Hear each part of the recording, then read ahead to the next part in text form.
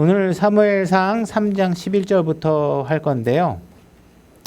우리가 이제 지난번에 우리가 다뤘던 말씀을 한번 상기해 보면 당대의 최고의 그 사회적 지위가 거의 정상급에 해당하는 대제사장인 엘리라는 사람이 있는 것을 우리가 사무엘서를 통해서 봤습니다. 그래서 이 엘리라는 사람에게는 두 아들이 있었는데 이 두 아들은 굉장히 악한 사람이었고 그 다음에 거기에 사무엘이라는 사람이 사무엘이라는 아이가 등장해서 그 엘리의 두 자녀와 사무엘과의 비교를 하나님께서 보여주시기도 했습니다. 엘리는 당대 제사장으로서 하나님의 말씀을 다루고 하나님이 어떤 것을 죄라고 여기는지도 알고 있었고 무엇이 하나님의 뜻인지를 모를 수 없는 위치에 있었죠. 다시 말해서 그는 알고 있었습니다. 근데 하나님 말씀대로 행할 용기와 근성이 없었던 사람입니다.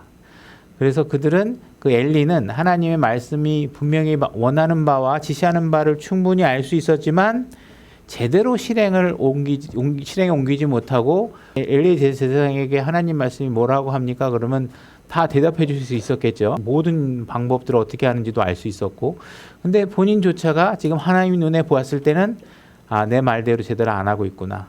그렇다 그러면 하나님이 내린 결론은 뭐예요? 내가 다른 사람을 준비해야 되겠구나. 이런 생각을 하나님께서 하시게 되는 것이죠. 그죠? 그래서 엘리를 대신할 사람을 찾고 계십니다. 근데 그걸 찾고 계시면서 등장시킨 사람이 바로 사무엘이라는 아이였고 아이로 등장하고 있다라는 것이에요. 성인이고 힘도 세고 지혜도 많고 사회적 명망도 높고 그죠? 경험도 많고 이런 사람 앞에 하나님께서 절실하게 필요한 사람으로 등장시키는 게 아무 경험도 없고 그죠? 세상에 때가 묻지 않고 하나님이 말하면 순수하게 받아들이고 모든 일에 정직하게 반응하고 그죠? 우리는 자꾸 남이 듣기 좋은 얘기를 잘하죠. 그래서 마음으로는 그렇지 않은데 네 그럼요. 저도 사랑합니다. 그럼요. 얼마나 좋겠어요. 저도 그게 좋아요. 하는데 속에서는 진심과 다른 표현을 할 때가 굉장히 많이 있죠. 근데 보면 하나님 앞에 구원받고 하나님 앞에 겸손하게 등장하는 사람들을 보면요. 아주 굉장히 정직합니다. 일단 기본적으로 위선적이면 안 돼요. 사무엘도 지난번에 봤지만 주님인지 아닌지 모르니까 주여라고 말할 수 없었죠. 바울도 예수님을 만나고 나서 그분이 누군지 모르니까 당신이 누구십니까? 물었고 그분이 예수 그리스도고 자기 주님이라는 사실을 알고 바로 그분 앞에 승복하고 몸을 움직일 준비를 했죠. 나아만 장군을 여러분들 기억하시는지 모르겠지만 나아만 장군 같은 경우도 그 기적으로 몸을 치유하고 당신의 하나님이 참 하나님입니다 하면서 돌아가면서 걱정했잖아요. 왜? 자기가 주인을 섬기고 있는 위에 왕에 있는데 그 사람이 다른 우상신을 섬기니까 그 사람을 모시고 들어가면 나도 어쩔 수 없이 그 신에게 절을 해야 되는 상황을 솔직하게 얘기하잖아요. 그러니까 거기에 대해서 뭐라고 얘기 안 했잖아요. 그죠? 그러니까 사람마다 정직한 게 중요하지 지금 당장 마음과 다르게 뭘 하는 게 중요해요. 실제로 문제가 있고 내가 잘 못할 것 같으면 솔직하게 내놓으면 하나님께서 그 길을 제시해 주거나 하나님께서 예를 들어서 어느 정도까지 그것을 참작하시거나 해서 그 상황들을 잘 해결나갈 수 있도록 지혜를 주시거나 하는 상황이 있겠죠. 그래서 우리가 어떤 겉으로는 때로는 우리의 사회적 질서와 복종에 따라서 어쩔 수 없이 원하지 않은 것을 할 수는 있긴 있지만 하나님 앞에는 다 정직했던 사람들인 걸 보게 돼요. 그래서 일단은 정직해야 위선을 떨지 말아야 하나님께서 뭘 도와줄 수 있다라는 거예요. 그래서 지금 보니까 엘리는 폼은 최고의 폼이겠죠. 얼마나 그 제사장의 복장이 멋있겠어요. 어린 사무엘이 나타난 사무엘은 얼마나 진짜 그 초라했겠어요. 요즘 TV 여행 프로그램 보면 인도나 이런데 나홀로 이렇게 혼자 산다 이렇게 보면 거기는 애들 보면 진짜 그 천조가리 같은 거 그냥 뻘건 천조가리 스님 된다고 옷 입고 있는 거 보면 정말 초라하죠. 그러니까 무슨 보이는 거는 별로가 없는 거예요. 그래서 하나님께서 이런 사람들이 내 말대로 진짜 모든 걸 다 갖췄는데 내가 말하는 것을 제대로 안전하고 실천하지 않으면 아니면 그 사람의 인간이기 때문에 영원할 수 없죠. 수명이 다해서 죽으면 하나님은 그 사람을 대신할 사람을 찾기 시작하십니다. 그죠? 그래서 하나님께서는 다음을 일할 준비할 사람을 찾고 계셨고 지금 그 사람으로 지금 사무엘을 준비하고 있다는 거예요. 주님이 찾고 계시는 사람이라는 것은 무슨 사회적으로 학벌이 높고 명망이 있고 배운 게 많고 말 잘하고 뭐 예를 들어서 삐까뻔쩍하고 뭐 이런 사람을 요구하는 게 아니라 하나님이 말하면 그걸 그대로 아무 가감 없이 사람들에게 전해주는 사람이 필요한 것이죠.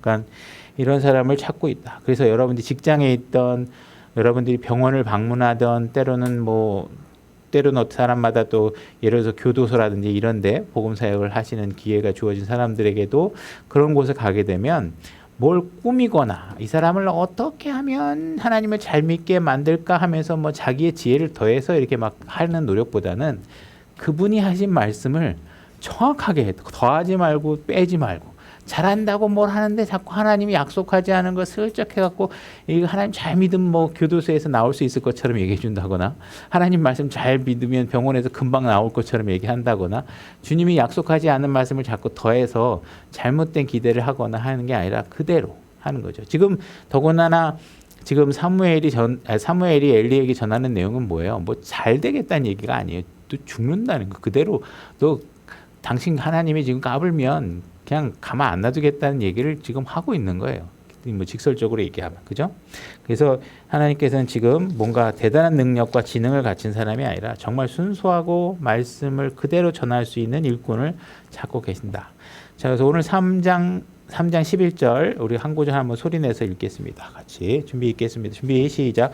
주께서 사무엘에게 이르시되 보라 내가 이스라엘에서 한 일을 행하리니 그것을 듣는 모든 자의 두 귀가 그것으로 인해 울리리라. 귀가 울린다는 얘기는 뭐예요? 뭔가 띵 하고 뭔가 이렇게 때리는 진동음이 난다는 거겠죠. 그러니까는 하나님께서 귀를 때린다는 얘기는 뭐냐면 뭔가 듣기 불편한 이야기가 들리는 거죠. 그죠? 뭔가 경고의 메시지가 들리는 거죠. 자, 이사야서 30장 9절로 한번 가보겠습니다. 자, 제가 읽겠습니다. 이사야서 30장 9절입니다. 이것은 반역하는 백성이요 거짓말하는 자녀들이며 주의 법을 들이려 하지 아니하는 자녀들이라. 그들이 선견자들에게 이르기를 보지 말라 하고 대언자들에게 이르기를 우리에게 바른 것을 대언하지 말라. 우리에게 부드러운 것들을 말하며 거짓된 것을 대언하라. 그래서 지금 사람들은 자꾸 자기 귀에 경고성 발언이라든지 귀를 띵 하고 나에게 경고를 하는 말씀을 듣는 걸 싫어하는 거죠.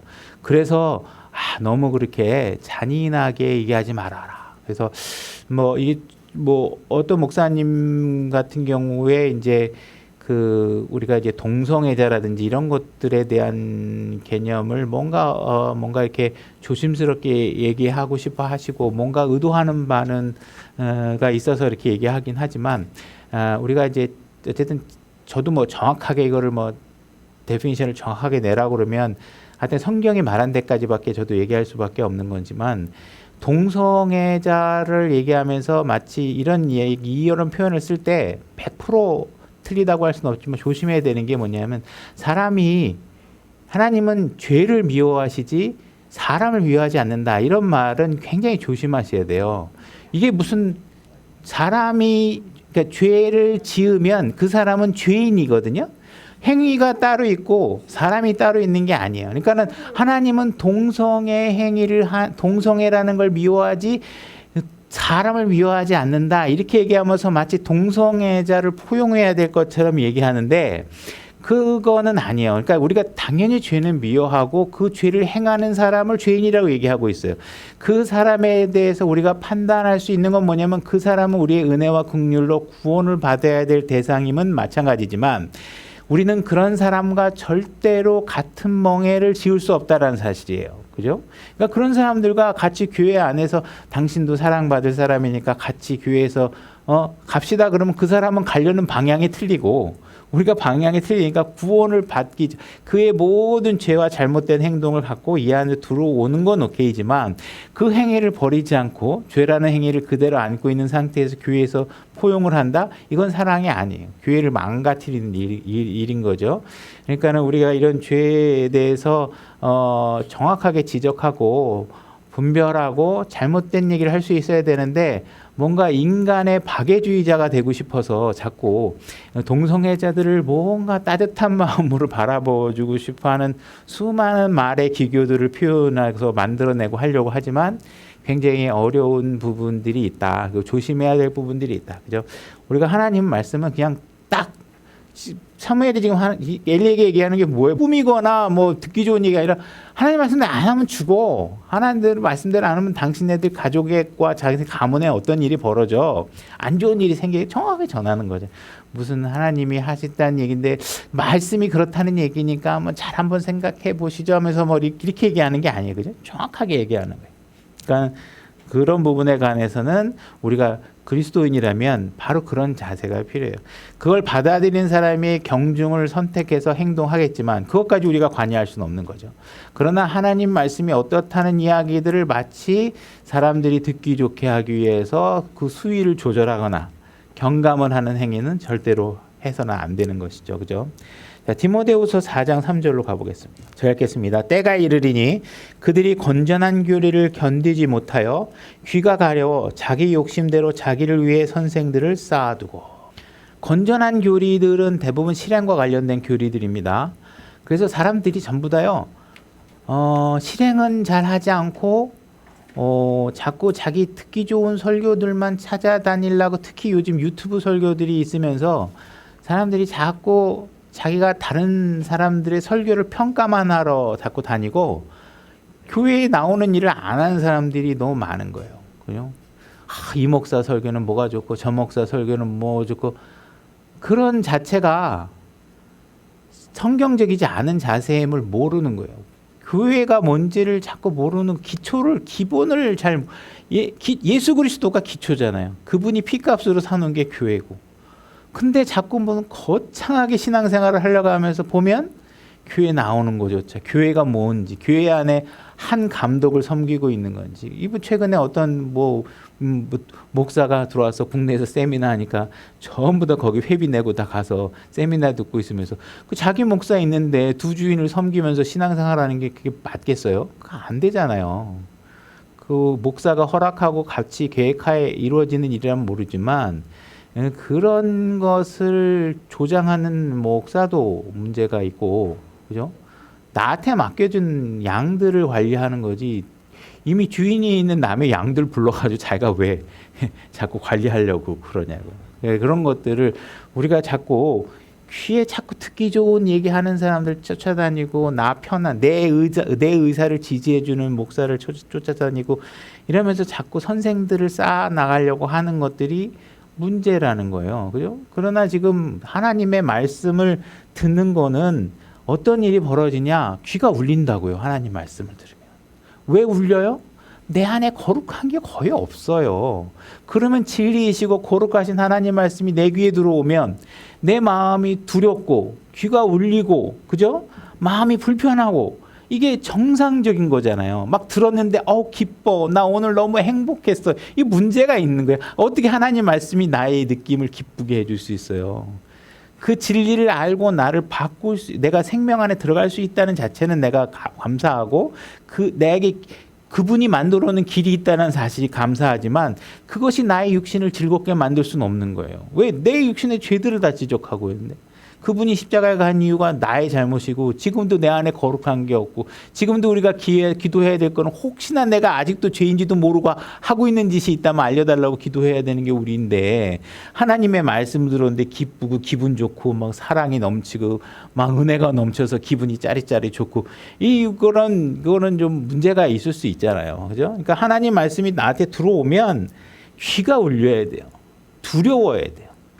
그분의 진리가 선포되면 우리가 어떤 뭔가 두렵고 귀가 띵하는 울림 해야지, 귀가 막 시원해, 너무 기분 좋았어, 그 목사님 들으니까 내가 너무 기분이 좋았어, 이렇게 얘기하면은 이거 뭔가 문제가 있는 거예요. 오락하고 오는 거예요.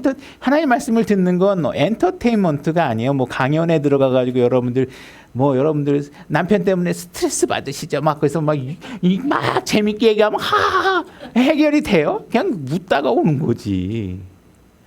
그렇잖아요. 그런 거를 즐거워하고 쫓아다니고 그 사람들이 왜 그런 얘기를 여러분들 즐겁게 해야 돈을 벌잖아.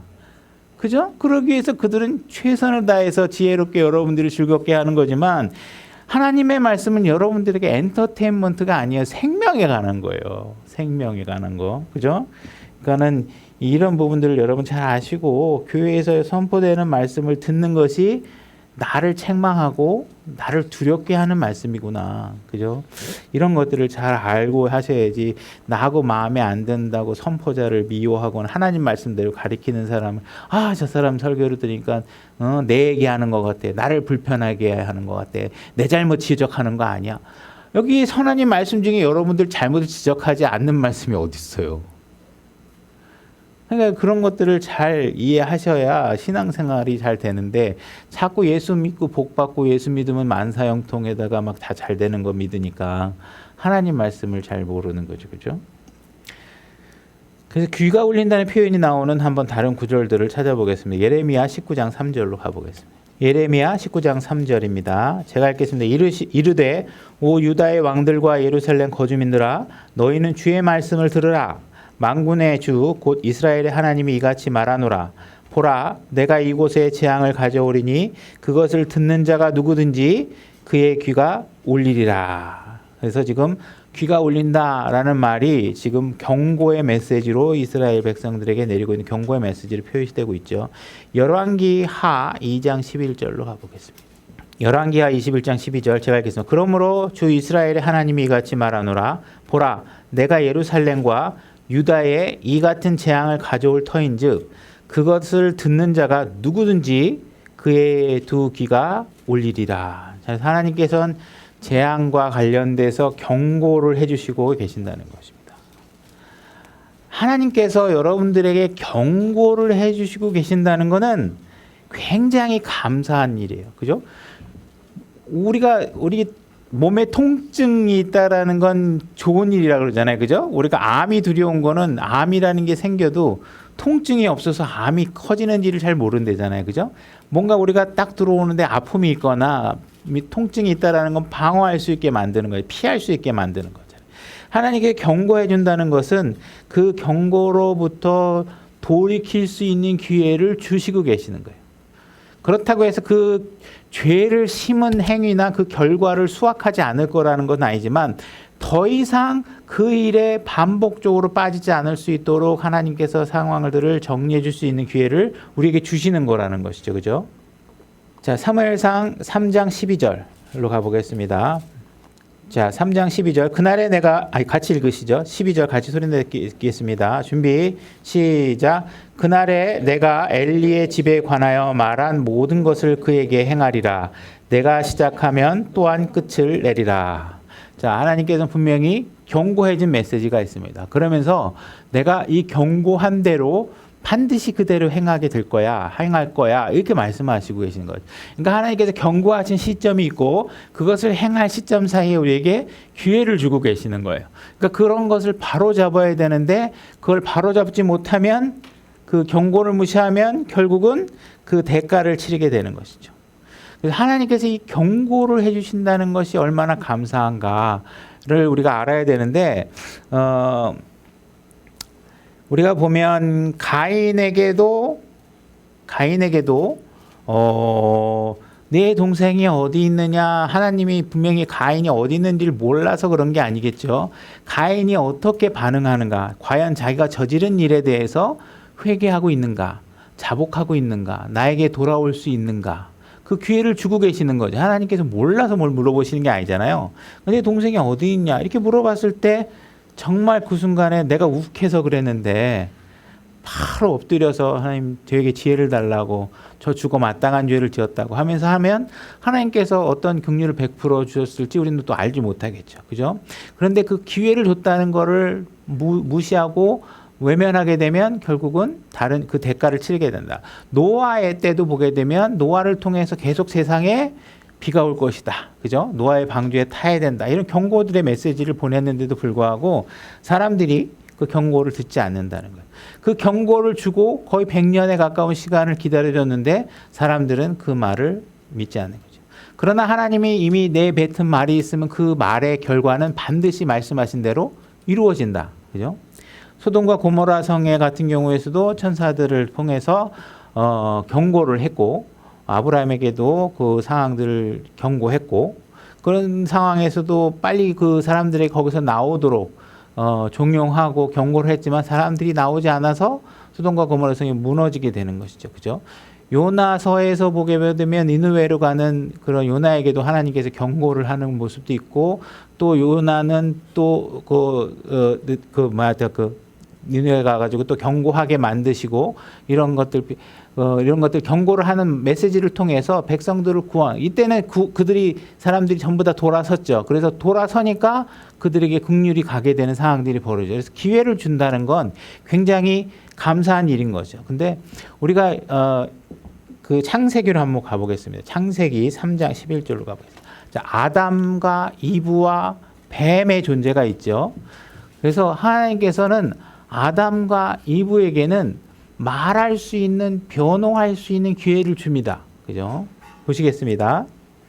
3장 11절, 창세기 3장 11절. 그분께서 이르시되 내가 벌거벗은 것을 누가 내게 알려주었느냐? 내가 내게 먹지 말라고 명령한 그 나무에서 나는 것을 내가 먹었느냐 하시니 주 하나님께서 먹었느냐 하시니 그죠? 물어봤죠. 그랬더니 남자 같은 경우에는 여자 핑계대고 13절 보게 되면 주 하나님께서 여자에게 이르시되 내가 행한 이 일을 도대체 무엇이냐 하니 여자가 이르되 뱀이 나를 속였으므로 내가 먹었나이다. 아담에게 물어봤을 때는 하나님이 주신 여자 때문에 그랬다 그러고 여자에게 물어봤을 때는 뱀이 그랬다고 하죠. 그래서 분명히 물어보세요. 왜 그랬느냐? 이거는 하나님께서 우리에게 죄에 대해서 물어보실 때는 우리가 회개할 수 있는 기회를 주고 계시는 거예요. 근데 3장 14절로 가보겠습니다. 뱀에게 대해서는 어떻게 얘기하고 있는지 주 하나님께서 뱀에게 이르시되 내가 이 일을 행하였으니 내가 모든 가축과 들의 짐승보다 더 저주를 받아 배로 다니고 평생토록 흙을 먹을지어다. 뱀에게는 너 왜 아담과 이브를 속였니? 이렇게 물어보지 않아요. 경고가 없어요. 그냥 곧바로 처형이에요. 그죠? 너 잘못했네. 그래서 너 배로 기어다녀 하고 심판의 경고가 없이 바로 심판해 버리십니다. 우리가 아담과 이브에게는 기회를 주고 계시는 거죠. 그죠? 근데 이들은 그 기회를 다 박차 버리는 거예요. 오늘날에도 여러분들에게 분명히 여러 가지 과정 속에서 여러분들이 경고하고 있는 게 있을 거예요. 그죠? 그것이 질병으로 오던 아니면 여러 가지 시그널로 나름대로 다양하게 오겠지만 그런 시그널을 여러분들이 생산적인 방향으로 하나님의 기준으로 봐서 내 삶의 방식이나 죄로부터 멀어지는 일에 교훈적으로 받아들이면 여러분들에게 유익이 있지만 그렇지 않고 남을 핑계대고 뭐 때문에 못했다고 그러고 이런 식으로 해서 여러분들의 삶을 바꿀 의지가 없이 마치 그렇게 하는 것이 당연한 것처럼 자꾸 이야기를 하게 되면 유익이 없겠죠. 그죠? 그래서 오늘날에도 지금 여러분들에게 지옥으로 가는 경고를 여러분들을 사용해서 세상에 선포하도록 하고 계시고 그들에게 여러분들이 그 일을 부지런하게 선포해서 그들에게 피할 길이 있으면 알려주게 해야 되는 것이 그리스도인의 일이고 아직 구원받지 못한 사람이 있다면 그 경고를 잘 듣고 그죠? 이게 지옥이 있다라는 사실을 그냥 이소부화처럼 이야기할 게 아니라 분명히 이것은 하나님께서 행하실 일이고 우리가 결과로 주어지게 될 거라는 사실을 잘 믿고 받아들이고 피할 길에 수긍을 해서 하나님의 긍휼을 구하는 것이 훨씬 유익한 일이다. 엘리 같은 경우에도 지금 여러 가지 기회를 주었지만 그것을 제대로 듣지 않고 무시했기 때문에 결국은 엘리의 두 아들도 죽고 엘리 자신도 죽고 며느리도 죽고 하여튼간 심각한 어떤 징계가 심판이 이 가정에 일어나는 일이 되게 된다는 거예요. 하나님이 이렇게 하면 이렇게 해줄 거고 이렇게 안 하면 이렇게 나쁜 일이 벌어질 거야 그러면 그대로 다 이루어지는 것이지 그것이 무슨 조금 설마 이 정도까지 그죠? 설마 지옥 그렇게 그냥 경고로 해주는 얘기지. 그냥 겁주는 얘기지 뭐 지옥이라는 게 있겠어. 뭐 이런 식의 만약에 접근이 있다 그러면 하나님의 말씀을 잘 이해 못하고 계시는 것이다. 내가 시작하면 또한 끝을 내리라 이렇게 말씀하고 계십니다. 그래서 이 말씀은 우리에게는 정말 귀중한 말씀입니다. 그래서 하나님께서 우리를 구원하신 일을 시작하시면 그 일을 예수님께서 다 끝내시는 분이시다. 그분이 시작하시고 그분이 끝내시는 분이시죠. 빌립보서 1장 6절로 가보겠습니다. 제가 읽겠습니다. 너희 안에서 선한 일을 시작하신 분께서 예수 그리스도의 날까지 그 일을 이루실 것 바로 그것을 확신하노라. 자, 예수님께서 십자가에서 죽으시고 우리의 구원의 길을 마련해 놓으셨습니다. 여러분들이 그러한 사실을 복음으로 받아들이고 어느 순간 예수님을 믿는 길이 내가 구원받을 수 있는 길이구나 하고 그분을 구원자로 받아들이게 되면 그 순간 여러분 안에 예수님께서 들어가셔서 선한 일을 시작하십니다. 그러면 그분이 시작하신 그 선한 일은 반드시 그 결과가 선한 열매가 나오도록 이루어내십니다. 그죠? 그러니까는 만약에 그분이 내가 시작했는데 그 끝은 니들이 끝내라 이러면 일이 안 끝나겠죠. 그죠? 시작은 해주신 건 고맙지만 제가 어떻게 해서든지 한번 일을 마무리 져보겠습니다. 감당이 안 되죠. 우리가 할 수가 없는 거예요. 다행히 그분께서는 시작도 내가 할 거고 끝도 내가 낼 거야. 그러니까 너는 나를 내 안에 받아들이기만 해. 이렇게 얘기하고 계시는 것이죠. 그죠? 그래서 그분은 2000년 전에 십자가에서 구원의 길을 제시하고 난 이후에 많은 혼들을 구원하는 일을 지금도 계속 하고 계신다는 것입니다. 그죠? 그리고 그 구원의 끝을 각자가 시작한 구원, 그죠? 각자 2000년 전에 믿었던 사람, 어저께 믿었던 사람, 그 안에 하나님께서 일을 시작하시면 그들의 모든 그 결말은 선한 결말로 끝내도록 하나님께서 하신다는 거예요. 그러나 만약 예수 그리스도를 원하지 않는다, 그러면 그들의 결말은 뭐예요? 불호수에 들어가는 결말로 완전히 끝내게 될 것이다. 그죠? 그의 길은 정해져 있다. 그죠? 13절, 3장 13절, 사무엘상 3장 13절 같이 소리내서 한 구절도 읽겠습니다. 자, 읽겠습니다. 준비, 시작. 그가 알고 있는 불법으로 인하여 내가 그의 집을 영원토록 심판하리라고 그에게 말하였으니 이는 그의 아들들이 스스로를 더럽혔으나 그가 엘리를 억제하지 아니하였기 때문이니라. 자, 그가 알고 있는 불법 이렇게 얘기하고 있죠. 엘리는 자기가 어떤 불법을 저지르고 있는지를 잘 알고 있었어요. 대부분 사람들이 죄를 지을 때 난 모르고 죄를 지었어 이런 경우는 성경상 보면 거의 없는 걸로 보여져요. 진짜 만약에 모르고 지었다 그러면 하나님께서 그 죄에 대해서는 정말 몰랐다면 묻지 않으시겠죠. 그죠? 몰랐으니까. 그러나 우리는 죄를 다 알고 있어요. 알고 있어서 있기 때문에 그 죄를 묻게 됩니다. 그죠? 내가 모르고 지었더라도 내가 누군가에게 뱉은 말이 잣대가 되어서 그 말이 나에게 정확하게 죄를 묻는지 안 묻는지를 또 보겠죠. 그죠? 그래서 그런 일들에 대해서 우리가 죄가 없다고 말하기가 어렵게 돼요. 그 다음에 여기서는 어쨌든 우리가 엘리는 다 죄를 알고 있어요. 그러니까 분명히 자기가 지은 죄들에 대해서 정확하게 알고 있고 지금 여기서 어떤 죄를 묻고 있냐면 자녀들의 죄들을 억제시키지 않은 죄에 대해서 묻고 있어요. 그죠? 그러니까 자녀들을 제대로 가르치고 훈육하지 않은 부분에 관해서 지금 죄를 묻고 있습니다. 신명기 6장 7절로 가보겠습니다. 제가 읽겠습니다. 그것들을 내 자녀들에게 부지런히 가르치며 네가 내 집에 앉았을 때든지 길을 걸어갈 때든지 누웠을 때든지 일어날 때든지 그것들을 말할 것이며 자녀들을 가르칠 때는 주의 율법으로 자녀들이 어렸을 때부터 수시로 가르쳐주고 바로잡고 하는 일을 해야 된다는 거예요. 근데 그 일을 게을리하면 안 된다는 거죠. 그죠? 이것을 가르쳤는데 자녀들이 말을 안 듣고 말씀대로 안 한 건 다른 문제예요. 근데 그들에게 가르치느냐 안 가르치냐는 내 문제잖아요. 그죠? 아버지로서 내가 자녀를 가르쳤느냐 내가 안 가르쳤는데도 잘해. 그래도 내가 안 가르쳤으면 제대로 가르치지 않은 거에 대해서 하나님께서 얘기하시겠죠. 그거 내가 안 가르쳐서 뭐 옆에 있는 누나나 오빠나 교회 다니는 형이 가르쳐서 잘 될 수도 있겠죠. 그죠? 그 말씀이 들어와서. 그러나 내가 그 일을 했느냐? 그거는 부모로서 해야 될 일을 해야 된다는 거예요. 그죠? 내가 바빠서 못하고,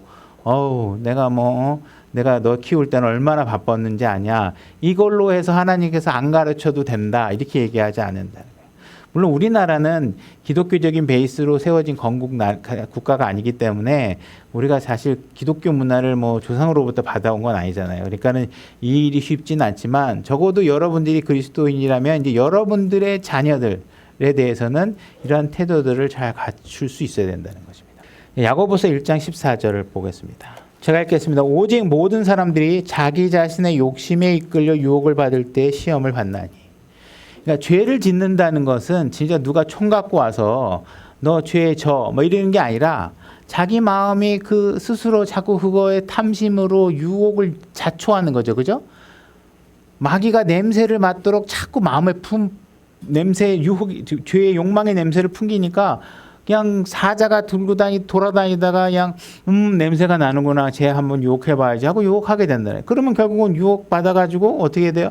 죄를 지을 준비를 하고 있다가 그냥 마귀가 와서 그러니까 얼씨구나 거리고서 죄를 짓게 되는 것이잖아요. 그러니까 죄라는 것은 누가 강제로 짓게 만드는 게 아니라 내가 죄를 짓는 거예요.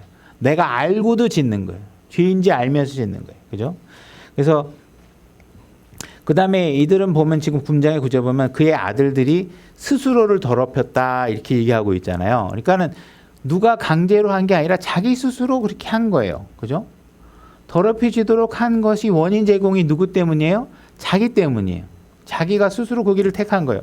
그러니까는 이 말씀에서 우리가 알 수 있는 것은 뭐냐 하면 죄를 지을 수밖에 없어서 죄를 지은 것이 아니라는 거예요. 마귀가 그들을 죄를 짓도록 만든 것도 아니라는 거예요. 스스로 지은 거다. 그죠? 환경 때문에 우리 아버지가 어렸을 때부터 뭐 술주정뱅이고 해서 물론 불리한 환경은 있겠죠. 불리한 환경은 있겠지만 그렇기 때문에 죄를 지었다? 그거는 있을 수 없는 거예요. 내가 짓는 거예요. 내가. 뭐 교육 환경이 안 좋아서 이런 얘기도 할 필요도 없고. 엄마 아빠가 그렇게 만들어서 그런 것도 아니라는 거예요. 그러니까 스스로 더럽혀지도록 스스로 만든 거라는 거예요. 스스로. 그죠? 스스로 그 죄에 빠지게 된 거예요. 지금 엘리의 문제를 지적하고 계신 하나님께서는 지금 뭘 얘기하고 있냐면 엘리의 자녀는 죄를 지으면 그 엘리의 자녀들이 지은 죄가 있잖아요. 그 엘리의 자녀들이 지은 죄는 엘리의 자녀들이 대가를 치르게 될 거예요. 그죠? 근데 지금 엘리에게 묻는 죄는 네 아들의 죄를 네가 아버지니까 대신 받아라 이 얘기가 아니라 네가 아버지로서 아이들이 죄를 짓는데도 불구하고 제대로 가르치지 않고 말리지 않은 죄에 대해서 묻고 있는 거예요. 아들의 죄를 묻는 거는 아들에게 나중에 하나님께서 물으실 거고 아버지 엘리에게 묻고 있는 거는 제대로 안 가르친 거, 말리지 않은 거에 대해서 지금 묻고 있는 거예요. 그죠? 그래서 지금 그가 그들을 억제하지 아니하였기 때문이다. 이 억제가 영어 단어로 restrain이라는 단어인데 이 restrain이라는 단어로 누군가가 잘못하고 있을 때 그걸 하지 말아라. 이렇게 얘기할 수 있어야 되는데 그렇게 방치했다는 거예요. 그냥 놔두고 또 말하면 대들기나 할 텐데 내가 그냥 말아야지 이러고 있으면 대드는 것 때문에 말을 못하면 안 된다는 거예요. 그것이 정말 말해야 될 거면 말하고 대드는 거 감수하는 거예요. 그게 하나님 말씀에서 내가 감수해야 될 거면 그런데도 불구하고 죄를 짓는다면 그건 그 사람 아이들의 몫이겠지만 적어도 내가 가르치지 않은 죄에 대해서는 하나님 앞에 클리어 시킬 수 있어야 돼요. 그죠? 그러니까 정확하게 얘기를 하셔야 돼요. 근데 이 부분에 관해서는 여러분들이 권한이 있을 때 하셔야 돼요.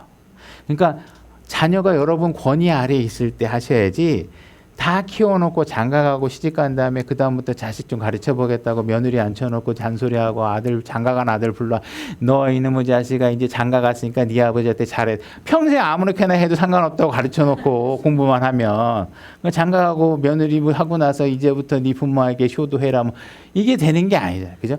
평상시에 가르친 게 나오는 거지 요 이 땅하고 장가가서 되는 게 아니잖아요. 그러니까 장가간 다음에 그냥 새 식구 들어왔으니까 권위를 행사하고 싶어서 자꾸 닥달거리거나 이런 행위를 취하면 안 된다. 그걸 물론 그때도 가르쳐야 될 부분이 있겠죠. 본을 그런 때는 사실은 말로 가르치는 것도 중요하지만 본을 보이거나 그죠? 그런 것들을 통해서 이렇게 잘 그때 해야 될 것들이 있지만 정말 가르칠 수 있을 때는 그냥 볼펜 하나만 들어도 아 무서워요 막 할 때 이렇게 가르쳐야 효과가 높잖아요. 나중에 다 큰 다음엔 야구방망이로 때리쳐도 그냥 힘이 좋아가지고 딱 왜 때려 이럴 때는 소용이 없잖아요. 소용이 없죠. 그러니까 너 말 안 들으면 혼난다 하고 그냥 볼펜 한 대로만 들어도 아버지 무서워요 엄마 무서워 할 때 가르치라는 거예요. 그죠? 그죠? 그 무슨 이해시키는 게 아니라 가르쳐야 된다는 거예요. 그러니까 자녀로 하나님께서 우리에게 맡겼으면 부모로서의 역할을 해야 된다는 거예요. 그죠? 그래서 죄를 짓는 것은 옳지 않은 일이다 이렇게 가르쳐야 되고 그죠? 잘못하면 아픔이 따른다 이걸 가르쳐줘야 돼. 애들이 아픔을 몰라. 매도 안 맞아보고 지옥 얘기도 안 들어보고 그냥 잘못했어도 보호해주는 사람들만 있고 잘못했어도 사랑해주는 사람만 있어서 돌아설 줄은 모른다는 거예요. 그죠? 뭔가 어린아이들이 잘못하면 다른 사람이 특히 내 아이들이 뭔가 잘못해서 다른 사람에게 피해를 줬다. 그러면 그걸 막아야 되잖아요. 내 아이로 인해서 누군가가. 그죠? 내 아이들이 뭔가 잘못해서 다른 사람 얼굴을 때렸다든지 안경을 깨트렸다든지 이런 것들에 대해서 정확하게 경고를 해서 그런 일을 하면 안 된다고 자녀를 가르쳐야 되잖아요. 그죠? 지금 교육계 현장이 막 요즘 난리죠. 그죠? 어쨌든 이런 매를 들고 아이들을 가르쳐야지 지나치게 아이들의 인권을 주장하다 보니까 요즘 뭐 교사들이 나와서 얘기하다 보니까 애들이 싸워서 뭘 가르치려고 하면 그 가르치는 과정이 아동학대가 돼가지고 자녀들이 선생을 고발한다는 거예요. 그러니까 이게 도대체 가르칠 수 없다라는 거죠. 그러니까 성경이 인간이 개발한 방법이 성경보다 뛰어날 수 없어요. 그죠? 그래서 이런 것들이 작은 문제가 있더라도 성경이 가르치는 게 진리라는 사실을 여러분들이 알아야 돼요. 그죠?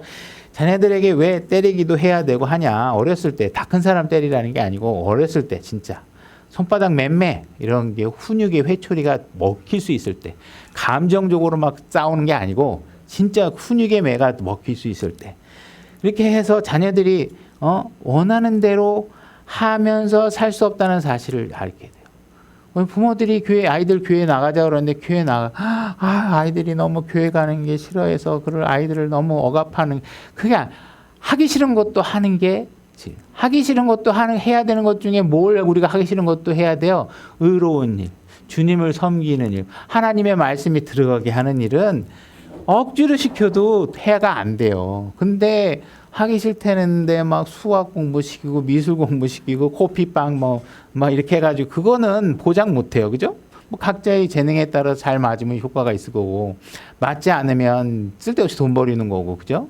부모 만족하고 끝나는 거고 스트레스 해소하고 끝나는 거지만 주님의 말씀을 가르치고 하나님 말씀 앞에 노출시키는 거는 아이들의 인격을 존중할 게 아니라 뭘 하셔야 돼요? 하나님의 명령대로 하는 것이 아이에게도 유익하고 나에게도 유익하다는 사실을 알아야 돼. 그죠? 그렇게 해서 말씀들 안에서 말씀이 그들 안에서 효력 있게 일할 수 있도록 말씀의 씨를 뿌리는 거예요. 그래야 아이들이 뭘 하다가도 하나님 말씀이 생각나서 친구들 괴롭히면 안 되지. 사랑으로 대해야지. 남의 탐심을 가지면 안 되지. 거짓말하면 안 되지. 이런 말씀을 가지고 친구들 대하고 선생님을 대할 때 그것이 유익이 있는 거지. 아이들이 교회 가기 불편하다고 안 데려오고 힘들어한다고 안 데려오고 아이들은 진리를 더 접할 수 있는 기회가 다 상실됐잖아요. 그죠? 그런 일들에 대해서 우리가 잘 자녀를 하나님 말씀과 더불어서 살아서 갈 수 있도록 가르치셔야 된다. 그래서 여러분들이 자녀가 이미 다 성인이 된다면 이제 손주나 이런 자녀들이 자녀들이 그리스도 하나님 말씀의 환경 속에서 잘 자랄 수 있도록 기도하시고 돕고 그렇게 하셔야 되겠죠. 그래서 부모가 자녀들을 가르치는 것은 질서 있고 절제되고 특히 부모가 가르치는데 말로는 가르치는데 본을 못 보인다든지 그죠? 엄마 아버지가 무질서하게 맨날 싸우면서 자녀들에게 뭐 사랑하라고 가르친다든지 이러면 본이 이게 말이 안 먹히잖아요. 그죠? 본을 보면서 가르치셔야 돼요. 그리고 꾸준하게 가르치셔야 돼요. 저도 뭐 여러 설교할 때마다 몇 번 말씀드린 것 같은데 제가 킹제임스 성경을 알게 된 것도 그 당시에 자녀를 어떻게 내가 길러본 적이 없잖아요. 그죠? 하나님 자녀를 어떻게 기르는 게 지혜로운 방법일까 생각하다가 그냥 우연하게 무식하게 생각한 게 뭐 모르겠다. 성경 한번 읽어보자. 그래서 마태복음부터 막 읽어나가기 시작했어요. 그런 과정 속에 킹제임스 성경도 알게 됐고 그렇게 됐는데 주님을 찾으면 내가 찾으면 주님은 한 번도 내가 찾는 손길을 거절하신 적이 없는 거예요. 딱 뒤돌아보니까 아는 거지. 그 당시에는 잘 몰랐겠죠. 그러면서 그 당시에 제가 가졌던 철학은 뭐냐면 아이들은 요즘은 길에서 패면 무식하잖아요. 그러니까는 밖에서 뭐 잘못하면 너 집에 들어가면 반드시 나한테 혼난다. 이 얘기를 하면 집에 가면 꼭 그거를 기억했다가 놓치지 않고 반드시 혼내요. 그죠? 근데 내가 집에 들어가서 너 혼낸다 이러고 나서 아우 너 피곤해. 야야 내일 혼나자. 막 이러면 그 말이 효과가 없어지잖아요. 그죠? 그래서 저는 반드시 들어가서 혼난다 그러면 집에 들어가면 반드시 기억해서 혼내요. 그 일이 반복되면 이제 혼난다 그러면 진짜 혼나는지 알아요. 그죠? 그럼 먹히잖아요. 근데 그 전에는 그걸 내가 무질서하게 하면 역효과가 날 수도 있고 하는 거죠. 그래서 하나님께서 분명히 여러분들에게 너 이 일하면 조금 있다가 혼난다 얘기하면 하나님은 신실하게 그거를 하나도 말씀 하나도 빼놓거나 더하거나 빼지 않고 그대로 혼내세요, 여러분들을. 그죠? 그러니까 여러분들도 자녀를 기르실 때는 그런 방법들도 하나님 방법에서 절대로 뭐 이렇게 다르거나 한 거 아니니까 그런 방법들을 한번 생각해 볼 수 있겠죠. 그죠? 만약에 여러분들이 교회 안에서 제 아내나 제 아이들이 다른 사람에게 피해를 주는 행동을 한다. 그러면 그 일에 대해서는 각자가 하나님 앞에 혼나겠지만 내가 아버지로서 그 일을 막지 않은 죄에 대해서 하나님께서 나에게 물으시겠다는 거예요. 그죠? 내 아내가 뭐 목사 부인이라고 뭐 가르치려고 그러고 어디 가서 막 이렇게 하는데 내가 이거 막 눈 감고 있고 그러면 뭐 본인의 죄는 하나님께서 본인이 하겠지만 그런 걸 가만히 묵과하고 지켜본 죄에 대해서는 나에게 물으시겠다는 거죠. 내 아이들이 여기 와갖고 우리 아버지 목사야 그러고 무슨 깽판을 부린다거나 예를 들어서 여기 와가지고 뭔가 다른 사람에게 피해를 주는 행동을 하는데 내가 마치 목사 아들이니까 괜찮아 아니면 내 아들이니까 괜찮아 뭐 이렇게 하면 그러니까 최근에 어떤 그 교사들의 얘기 들으니까 교사들조차도 아들 문제가 되면요. 교사의 신분을 망각하고 자기 아들을 그 학폭에서 제외시키기 위한 투쟁을 어마어마하게 한대요. 그래서 지금 제도를 좀 손을 봐야 된다고는 하긴 하더라고요. 그러니까 사람은 항상 공평할 수 있는 마음의 잣대를 가지고 가르쳐야 돼요. 그게 습관이 돼 있기 때문에 그러는 거거든요. 옛날에는 우리가 살았을 때는 아유 내 자식이 잘못했다고 얘기하고 싸워도 내 자식을 혼내는 게 지혜라고 얘기하고 했는데 요즘은 그런 미덕이라는 것이 다 사라져버렸죠. 일단 내가 살고 보고 생활기록부에 내가 아들이 흠을 안 만드는 게 목적이고 막 이러니까 거의 그냥 상식을 포기하고 전투태세가 된다 그러는 것 같아요. 근데 그러한 과정이 그럼 아이들에게 유익이 될 수 있느냐? 그 유익이 될 수 없지 않겠어요? 아버지가 힘써가지고 내가 싸우는데도 그것을 혼나는 방식이 아니라 빠져나가는 방식이 있다는 사실을 알면 그게 무슨 유익이겠어요? 그죠? 하나님은 그렇게 안 하신대요. 못 빠져나가. 하나님께서 이렇게 한다 그러면 반드시 그렇게 하시게 돼 있겠죠. 자, 마지막으로 우리가 사도행전 14장 8절로 한번 가보겠습니다. 14장 8절부터 18절까지 제가 읽어나가겠습니다. 제가 읽겠습니다. 루스드라의 발이 허약한 어떤 사람이 앉아 있었는데 그는 자기 어머니 태에서부터 불구가 되어 결코 걸은 적이 없더라. 바로 이 사람이 바울이 말하는 것을 들었는데 바울이 그를 똑바로 쳐다보고 병 고침을 받을 만한 믿음이 그에게 있음을 알고는 큰 소리로 이르되 네 발로 똑바로 일어서라 하니 그 사람이 뛰고 걸으니라. 사람들이 바울이 행한 일을 보고 목소리를 높여 루가오니아 말로 이르되 신들이 사람들의 모양으로 우리에게 내려왔다 하며 그죠? 병을 고쳐줬더니 지금 바울 일행을 우와 이건 사람이 아니다. 뭔가 신이 내려온 거다 이런 상황이 된 거죠. 바나바는 주피터라 하고 바울은 주로 말하는 사람이므로 머큐리라 하더라. 이에 그들의 도시 앞에 있던 주피터의 제사장이 소와 화환들을 가지고 성문들에 이르러 사람들과 함께 희생물을 드리려 하니 사도들 곧 바나바와 바울이 이 말을 듣고 자기들의 옷을 찢으며 사람들 가운데로 달려 들어가 소리질러 이르되 선생들아 어찌하여 너희가 그런 일을 행하느냐 우리도 너희와 똑같은 성정을 가진 사람이라 사람들이라 너희에게 복음을 선포하는 것은 너희가 이런 헛된 일을 버리고 하늘과 땅과 바다와 그 안에 있는 모든 것을 만드신 분 곧 살아계신 하나님께로 돌아오게 하려 함이라. 그분께서 지나간 때에는 모든 민족들이 자기들의 길로 걸어가도록 허락하였으나 그럼에도 불구하고 선한 일을 행하시고 우리에게 하늘로부터 비를 주시며 결실의 계절을 주사 음식과 기쁨으로 우리 마음을 채워주심으로써 증거 없이 자신을 내버려 두지 아니하셨느니라 하고, 이렇게 말하며 겨우 그 사람들을 말려, 여기 할 때 말려가 영어로 restrain, 아까 우리가 엘리 제사장에게 너 왜 아들의 잘못을 restrain 하지 않았느냐 할 때 그 restrain이에요.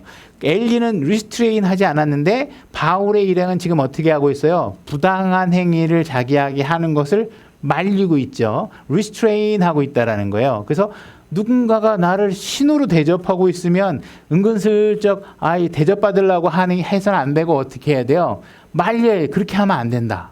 나는 그런 섬김을 받을 대상이 아니다. 오직 경배받으시고 섬김 받으시고 높임 받을 분이 예수 그리스도고, 내가 너희들에게 병을 고쳐주고 한 일은 내가 신이기 때문이 아니라 살아계신 예수 그리스도를 선포하고 너희들이 그런 옛 길에서 예수 그리스도의 길로 돌아오게 하기 위해서 나에게 주신 표준과 권능으로 일을 하는 것이다. 이런 것들을 지금 얘기하고 있는 거죠. 그래서 그들이 잘못하고 있는 것을 restrain 해야 돼. 바울은 restrain, 말렸어요. 못하도록. 그죠? 그러나 엘리는 말리지 않았어요. 그러니까 여러분들의 자녀나 교회 안에서, 특히 제가 권위 있는 사람으로서 교회 안에 감독으로서 여러분들이 성도로서 있을 때 무언가 잘못하고 있는데 내가 말리지 않으면 어떻게 돼? 하나님께서 그 일에 대해서 책망하시겠죠. 그죠? 그래서 감독은 돌보는 사람이, oversee 하는 사람이에요. 그래서 여러분들을 돌아보고 여러분들이 하나님 말씀 안에서 제대로 행동하지 않은 게 있으면 말리거나 바로잡거나 하는 일들을 하게 돼요. 하지 않으면 저는 뭐에 대해서 restrain 하는 거에 대한 책망을 하나님 앞에 받을 수 있는 경우가 생기겠죠. 그죠? 그래서 여러분들은 또 여러분들의 권위 아래에 있는 사람들을, 그죠? 책망, 길에 지나가는 사람 막 할 수는 없으니까 여러분들의 자녀나 그런 여러분 권위 아래에 있는 사람들을 제대로 잘못한 것은 방치하지 말고, 그냥 타협하는 게 괜찮지 않겠어? 그냥 놔두지. 잔소리하면 또 싸워야 되잖아. 막 이렇게 생각하면 엘리가 어떻게 한 거예요? 아들이 막 개망난인데 잔소리 해봐야 들을 것 같지도 않으니까 계속 놔두다가 어떻게 해요? 아버지하고 아들하고 다 죽었잖아요. 그죠? 유익한 게 아니잖아요. 하나님께서 그 구약의 교훈을 우리에게 주고 계시잖아요. 자식하고 싸워서 말을 해야 되는데 도대체 성질을 내고 내가 이거 또 잔소리 해야 되나? 해야 된다. 그죠? 그러나 지혜롭게 감정 안 상하게 최대한 나이스하게 하는 일은 해야 돼요. 그러고 나서 그 아이들이 안 듣겠다고 하면 그건 어쩔 수 없는 거예요. 그러나 이런 일들도 우리가 하나님께서 하도록 요구하고 있습니다. 그러니까 여러분 자신에 대해서 상대방의 죄는 여러분 책임지지는 않지만 죄를 보고 여러분들이 방관하면 안 된다. 억제시키는 일을 하셔야 됩니다. 오늘 여기까지 하겠습니다.